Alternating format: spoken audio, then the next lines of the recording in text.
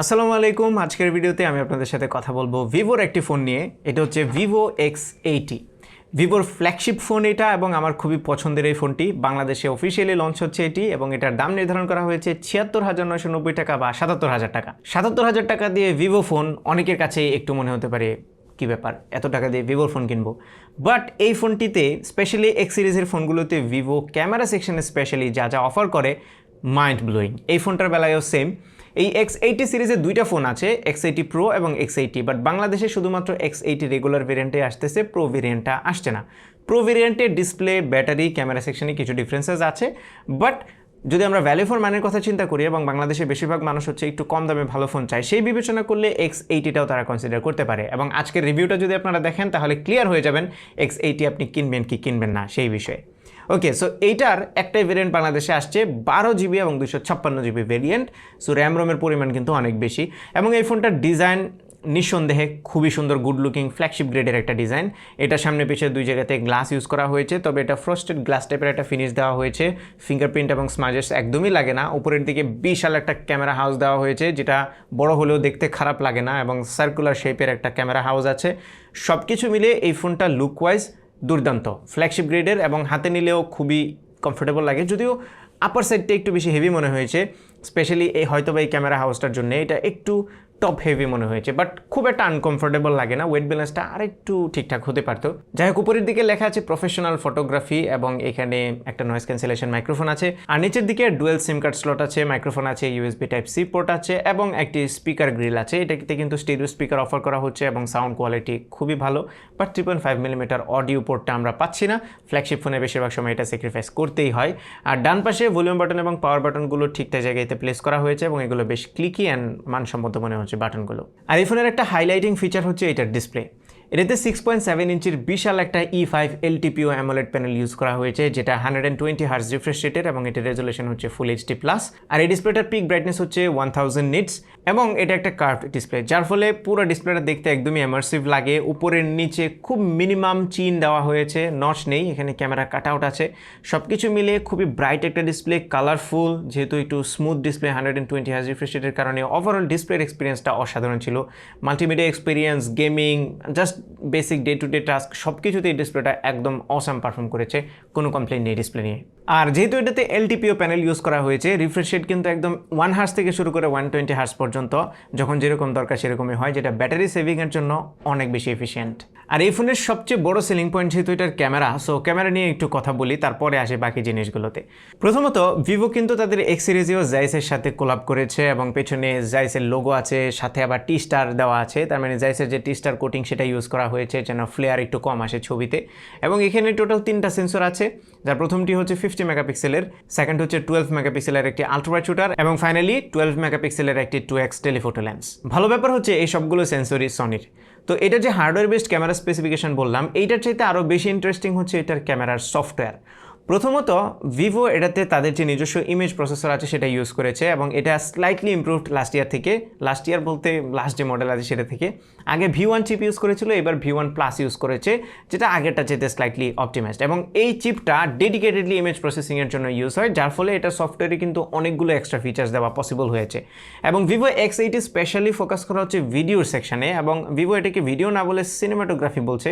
তারা একটু সিনেমেটিক ভিডিওর দিকে বেশি ফোকাস করেছে। আমরা যদি ক্যামেরা UI ওপেন করে ভিডিও সেকশনে যাই তাহলে বেশ কিছু এক্সট্রা ফিচার্স আমরা দেখতে পাবো, যেগুলো সচরাচর অন্যান্য ফোনে দেখি না। ফর এক্সাম্পল, এটার সিনেমেটিক মোড আছে বা মুভি মোড আছে, যেটাতে গেলে মুভির যে অ্যাসপেক্ট রেশিওটা আছে সেই অ্যাসপেক্ট রেশিও চলে আসে, এবং যদি মুভি মোডে যান তাহলে একটু হালকা কালার চেঞ্জ হয়। এবং এখানে সিনেমেটিক কালার লাট আছে, আপনারা চাইলে লাট ইউজ করতে পারেন। লাট মানে হচ্ছে লুকআপ টেবল, যারা ভিডিও এডিটিং করেন তারা হয়তো জানবেন কালার গ্রেডিংয়ের জন্য লাট ইউজ করা হয়। সো এখানে সিনেমেটিক লাট আছে, উইচ ইজ রিয়েলি গ্রেট। এবং এটা যে জাস্ট এমনিতেই কিছু ফোন আছে ব্লাফ করে ওই সিনেমেটিক মোড দিলাম হইলো কিছু একটা জগা খিচুড়ি, ওরকম না। এটা ট্রুলি কোয়ালিটিফুল সিনেমেটিক ভিডিও তৈরি করা যায়, আপনারা স্যাম্পলগুলো দেখে হয়তো নিজেরাই বুঝতে পারছেন। এর পাশাপাশি এটাতে আরও কিছু মুভি বা ভিডিও ডেডিকেটেড ফিচার আছে। ফর এক্সাম্পল, হরাইজন লেভেলিং আছে, ফ্রেমিং বা লাইন্স, এটা তো সব ফোনেই থাকে। তারপরে টেলিপ্রম্পটার আছে। টেলিপ্রম্পটার মানে হচ্ছে টেক্সট সামনের দিকে যাবে এবং আপনি দেখে দেখে পড়তে পারবেন, নিউজ রিডাররা যেভাবে পড়ে এরকম ফিচার আছে। সো ভিডিও কেন্দ্রিক যে ফিচারগুলো থাকা দরকার সবগুলোই আছে এটাতে। 24 FPS শ্যুট করতে পারবেন, মানে সব মিলে সিনেমেটিক ভিডিও এক্সপিরিয়েন্স আপনি এটা থেকে খুবই ভালো পাবেন। এবং ভিডিও রেজলিউশনের কথা বললে এটা দিয়ে আপনারা 4K 60 FPS রেকর্ড করতে পারবেন, সর্বোচ্চ 1080-তে 120 FPS রেকর্ড করতে পারবেন, সো সুপার স্লো মোশনও হবে। এবং স্ট্যাবিলাইজেশনের বেলা এটাতে খুব ম্যাজিক্যাল একটা জিনিস আমি পেয়েছি, সেটা হচ্ছে গিম্বল লাইক স্ট্যাবিলাইজেশন। আপনি কোনো একটা সাবজেক্টে ধরে যদি ফোনটাকে পুরো 180 ডিগ্রি পর্যন্ত ঘুরিয়ে ফেলেন, তারপরও সাবজেক্টটা যেরকম ছিল সেরকমই থাকে, একদমই শেকলেস এক্সপিরিয়েন্স আপনারা পাবেন। তবে ভিভোর এই ফোনটা যেহেতু ভিডিও কেন্দ্রিক একটা ফোন, আমার কাছে একটা ছোট্ট জিনিস মিসিং মনে হয়েছে, সেটা হচ্ছে ফ্রন্ট ক্যামেরাতে 4K ভিডিও রেকর্ড করা যায় না। অনেকে হয়তো ভ্লগ করার জন্য এটা ইউজ করতে পারে, সো 4Kটা দিয়ে দিলে অনেক ভালো হতো। প্রাইমারি ক্যামেরার ছবিও আমার কাছে খুবই ভালো লেগেছে, যদিও ভিভো যতটা ক্লেম করছে লাস্ট ভার্সন যেটা X70 Pro Plus সেটা থেকে খুব একটা মেজর ইমপ্রুভমেন্ট কিন্তু আমি এটাতে খেয়াল করিনি। বাট ইমপ্রুভমেন্ট নাই বলে এই না যে ছবি ভালো না, ছবি খুবই ভালো আসে। ডে লাইটের ছবি স্পেশালি আপনি স্কিন টোনটা দেখতে পারবেন, সবচেয়ে বেশি ফোকাস করেছে হয়তো বা ভিভো এবার স্কিন টোনের দিকে, এবং স্কিন টোন খুবই ভালো আসে, দেখতে অসাধারণ লাগে। লো লাইটেও আমি ভালো রেজাল্ট পাচ্ছিলাম, স্পেশালি নাইট মোড যদি অন করে ছবি তোলেন তাহলে খুবই ডিটেলড ছবি আসে, সেই সাথে নয়েজ খুব একটা থাকে না ছবিতে, কালারগুলো সুন্দর করে পপ হয়। পোর্ট্রেট মোডে গেলে বাই ডিফল্ট 2x টেলিফোটো লেন্সটা সাজেস্ট করে, এবং টেলিফোটো লেন্সে পোর্ট্রেট বেশি ভালো আসে। এই লেন্সের কোয়ালিটি কিন্তু খুবই ভালো, ভালো ডিটেল ক্যাপচার করতে পারে, এজ ডিরেকশন নিয়ারলি অ্যাকুরেট, সেই সাথে ব্যাকগ্রাউন্ডের ব্লারিনেসটাও স্মুথ। স্পেশালি হিউম্যান সাবজেক্টের ছবি যদি তোলেন তাহলে খুবই সুন্দর ছবি আসবে 2x টেলিফোটো দিয়ে। I really love it. Ultrawide ছবিগুলোতে একটা স্পেশাল জিনিস মনে হয়েছে, সেটা হচ্ছে প্রাইমারি ক্যামেরার সাথে আলট্রাওয়াইডের ক্যামেরার যে কালার আছে সেটাতে খুব সুন্দর কনসিস্টেন্সি আছে। অনেক ফোন আছে যেগুলোতে কালার ডিফারেন্ট হয়, এই জিনিসটা আমার অতটা ভালো লাগে না, বাট এই ফোনটা কনসিস্টেন্টলি কালার সিমিলার রাখতে পারছিল, which is a good thing. এর বাইরে এটাতে ম্যাক্রো মোড আছে, ম্যাক্রো মোডেও খুব সুন্দর ছবি আসে। আমরা যদি সামনে চলে আসি, সামনেটা হচ্ছে 32 মেগাপিক্সেলের একটা সেন্সর, এবং এটা দিয়েও খুবই ভালো মানের ছবি পাওয়া যায়। আপনারা কিছু সেলফির স্যাম্পল দেখে নিতে পারেন, রেগুলার লাইটে, লো লাইটে, ইভেন পোর্ট্রেটেও খুব সুন্দর ছবি আসে। Edge direction was really good. সব কিছু মিলিয়ে এটার ক্যামেরা কোয়ালিটি একটা ফ্ল্যাগশিপ ফোনের যেরকম হওয়া উচিত এক্স্যাক্টলি সেরকম। ভিডিওতে আরও এক্সট্রা কিছু ফিচার্স দেওয়া হয়েছে যেগুলো সচরাচর অন্যান্য ফোনে দেয় না। প্রসেসর সেকশনে ভিভো এটাতে মিডিয়াটেকের ডাইমেনসিটি 9000 SoC ইউজ করেছে, যেটা কোয়ালকম কাউন্টারপার্ট স্ন্যাপড্রাগন 8 Gen 1 এর সিমিলার প্রসেসর। এটা 4 nanometer 3D বিল্ড করা, এবং এটার পারফরমেন্স দুর্দান্ত।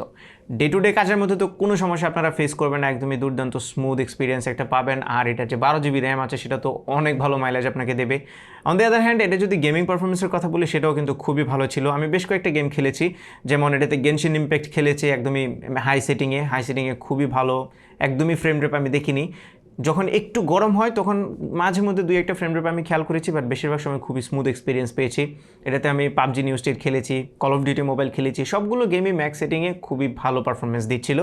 এবং এই ফোনটা খুব অতিরিক্ত গরমও হচ্ছিল না, এর রিজন হচ্ছে এইটার ভেতরে একটা লিকুইড কুলিং চেম্বার ইউজ করা হয়েছে, যেটা বিশাল বড়, যার ফলে ফোনটাকে মোটামুটি কুল রাখতে সক্ষম। তবে খুব হেভি লং টাইম যদি গেম খেলেন তাহলে কিছুটা থ্রটল আপনারা খেয়াল করবেন। আর ভালো ব্যাপার হচ্ছে অ্যান্ড্রয়েড 12-এর উপরে ভিভোর নিজস্ব UI ফান্টাচOS 12 এখানে ইউজ করা হয়েছে, যেটা আগের চাইতে মাচ বেটার। আগের ইউআইটা আমার কাছে অতটা ভালো লাগতো না, বাট এইবারেরটাকে একটু মিনিমাল মনে হচ্ছে, ডিজাইনটা একটু ডিফারেন্ট, আইকন অনেকগুলো স্টক অ্যান্ড্রয়েডের ইউজ করা হয়েছে, যার ফলে ওভারঅল এটার এক্সপিরিয়েন্সটা না আগের চাইতে একটু বেটার হয়েছে। এই ফান্টাচOS নিয়ে অনেকেরই হয়তো কমপ্লেন আছে, আমিও কিছু জিনিস এখনও আমার কাছে মনে হচ্ছে যার একটু ইমপ্রুভ হতে পারতো, বাট এখন কেন যেন একটু স্টক লুকে লাইক এক্সপিরিয়েন্স এখানে দিচ্ছে, যেই জিনিসটা আমার কাছে আসলেই প্রেফারেবল মনে হচ্ছে। আপনারা ট্রাই করে দেখতে পারেন, আমার মনে হয় ফান্টাচOS এখন অন্তত আপনাকে ডিসঅ্যাপয়েন্ট করবে না। ব্যাটারি সেকশনে এটাতে 4500 mAh সেল দেওয়া হয়েছে, যেটা বেশিরভাগ মানুষের জন্য ফুল ডে পার করতে এনাফ। আপনার যদি খুব বেশি জুস দরকার হয় তাহলে আপনি 120 হার্জটা অফ করে রাখতে পারেন, বাট আমার একটু মডারেট টু হেভি ইউজে আমি 5 ঘন্টার মতো এসিটি পাচ্ছিলাম, যেটা আমার মনে হয় এনাফ। বক্সের ভিতরে এই ফোনটির 80 ওয়াটের ফাস্ট চার্জার আছে, বুঝতেই পারছেন 80 ওয়াট, যেটা দিয়ে এই ফোনটা অ্যারাউন্ড আধা ঘন্টায় ফুল চার্জ হয়ে যাবে, মানে super fast. So charging speed নিয়ে কোনো টেনশন নেই। তবে এটাতে ওয়্যারলেস চার্জিংটা নেই, ওয়্যারলেস চার্জিংটা প্রো ভেরিয়েন্টের জন্য রেখে দেওয়া হয়েছে।